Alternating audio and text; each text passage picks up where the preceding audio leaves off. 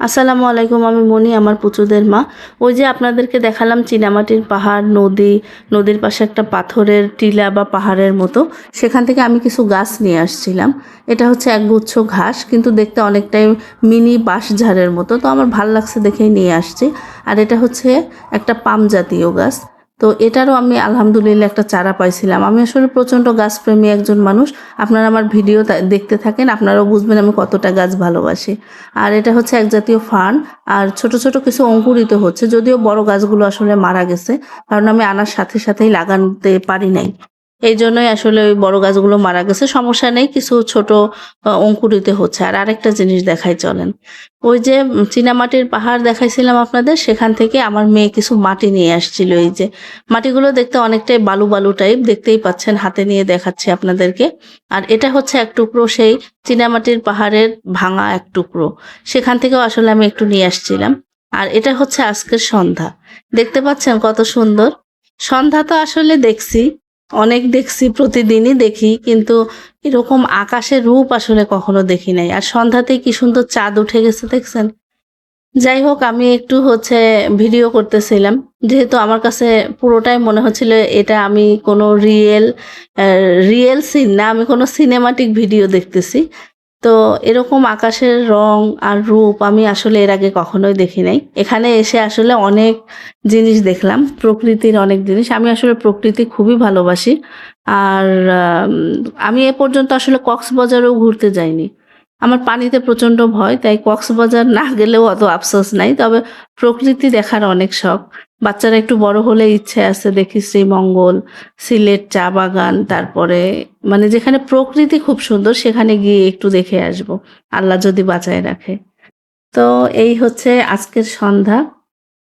এখানে আসার পরে আসলে সন্ধ্যা বিকেল অনেক সুন্দর। আকাশের যে একটা রূপ, সূর্য ডোবার সময় আমার রান্নাঘরের জানালার একদম সামনে সূর্যটা ডুবে, সেটাও দেখতে আসলে অনেক ভালো লাগে। আর সকালটাও অনেক ভালো লাগে, জানলা খুললেই প্রকৃতি, পাহাড়। যাই হোক, সন্ধ্যায় এই যে মুড়ি মেখে নিছিলাম আর হচ্ছে শরবত গুলাইছিলাম। তো এই শরবত আর মুড়ি হচ্ছে আমার মেয়ে আর আমার হাজবেন্ড বলতেছে আচ্ছা চলো ছাদে গিয়েই তাহলে একটু খেয়ে আসি। তারপরে এই যে ছাদে গিয়ে সবাই মিলে মুড়ি খাচ্ছিলাম। আর আসলে কারেন্ট ছিল না বাসায়, যদিও আইপিএস আছে, কিন্তু ছাদে বা বাইরে তো লাইট নেই। আর এই যে বাসায় ছাদ থেকে নিচে নামার পরে আমার বাচ্চারা বায়না ধরছে বার্গার খাবে। তারপরে ওদেরকে একটু বার্গার বানাই দিলাম। আমার ছেলের রিভিউ শুনেন, একটু মুখে দাও। কেমন? ইয়াম্মি। আর রাতে ছিল পাতলা খিচুড়ি বা লেটকা খিচুড়ি, জানি না এটাকে কে কী নামে ডাকে, তবে আমরা তো আসলে পাতলা খিচুড়ি বলি। আর এটার সাথে সবজি অ্যাড করলে সেটাকে বলি সবজি খিচুড়ি। তো আমি এই যে রাতে খিচুড়ি রান্না করতেছি, আর রান্নাঘরের বাইরে আমার জন্য আসলে সারপ্রাইজ রেডি হয়ে আছে। আর পাশের চুলাতে দিছিলাম একটু মূলা শাক চিংড়ি মাছ দিয়ে। আমার জীবনে প্রথম এটা ট্রাই করছিলাম। আসলে আমি ফেসবুক স্ক্রলিং করতে করতে দেখছিলাম কেউ একজন মূলা শাক দিয়ে চিংড়ি মাছ ভাজি করছে।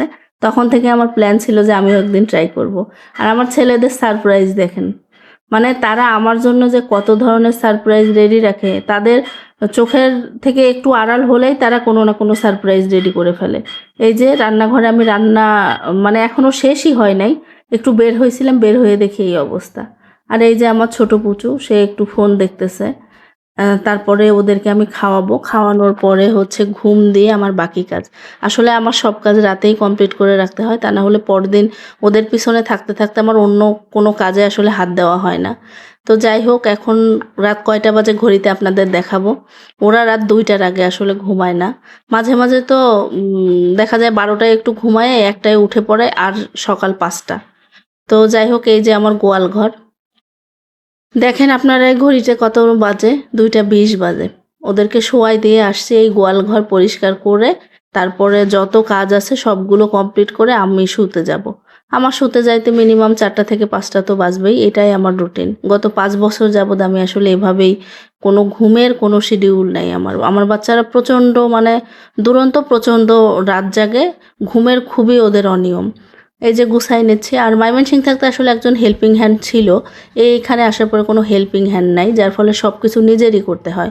তার মধ্যে আমার ওয়াশিং মেশিনটাও এই বাসায় আসার পরে সেট করা হয়নি। এই বাসায় কোনো সিস্টেমই নাই ওয়াশিং মেশিন সেট করার। তো সব কাজ নিজের করতে আর প্রতিদিন রাতে কাপড় ধুতেই হয় যেহেতু বাচ্চা আছে। আর রাতে তো কাজ করা ছাড়া পরদিন আমি আসলে আর করতে পারি না। এই যে সম্পূর্ণ এখন ঘর গোছায় নিলাম। গোছানোর পরে আসলে কেমন লাগে সেটা আপনাদের সাথে শেয়ার করব, দেখেন। তো ভিডিও কেমন লাগলো অবশ্যই কমেন্ট করে জানাবেন। ভালো লাগলে একটা লাইক করে দিবেন, সাবস্ক্রাইব করে পাশে থাকবেন। আর সবার জন্য দোয়া করি, আমাদের জন্য সবাই দোয়া করবেন। আজ এ পর্যন্তই। আল্লাহ হাফেজ।